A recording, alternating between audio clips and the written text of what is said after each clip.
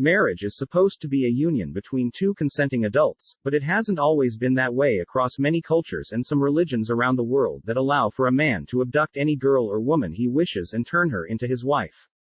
Also known as bride stealing or wife kidnapping, this is a practice where a man can abduct a woman and force her into becoming his wife.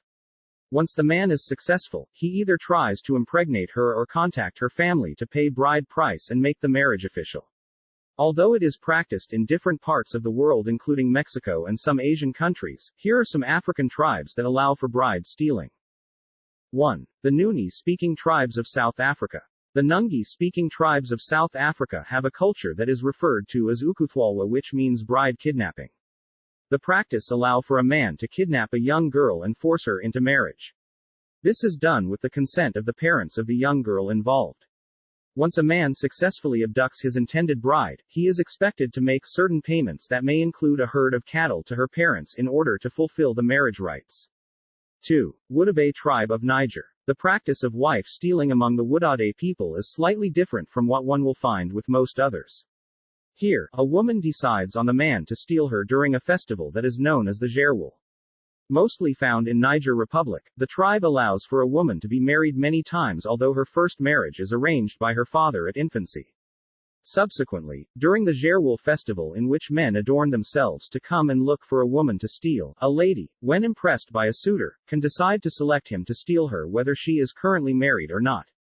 Hence, it is not unusual to see a Winnabe woman with several husbands.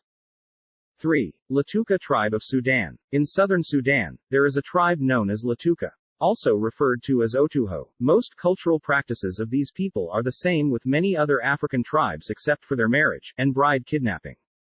Here, if a man sees a girl he wants to marry, he will hire men to help him kidnap her from her father's house. With that out of the way, he will get an elder from his clan to visit the girl's father and state his intention to marry his daughter. Now the father can either accept the proposal of the young man or reject it outrightly. If the father accepts, he will have to beat up the prospective son-in-law to show consent and give his blessings. The idea behind beating up the young man is to prove that the suitor is willing to be whooped for his prospective wife. On the other hand, the father may reject the young man. In that case, it is up to the prospective son-in-law to either return the girl or decide to keep her and make her his wife. 4. Tiv Tribe of Nigeria. Although this is no longer widely practiced, the Tiv people of Benue State, Nigeria also allowed men to steal brides. A man would organize his friends to kidnap a girl he wants, and once that is carried out successfully, he proceeds to meet the parents of the lady in question to negotiate bride price.